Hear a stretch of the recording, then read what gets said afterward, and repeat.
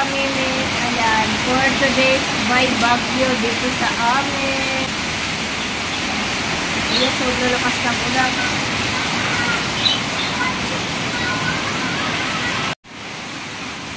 Sobrang lakas ng ulan mga kaminis. Ingat po tayong lahat. Ano yan? Sobrang lakas.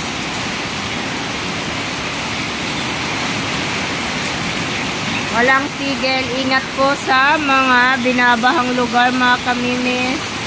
At sobrang lakas ang ulan. Ano ba yun, Nak? Ano yun? Wala ka magagawa niyan, te.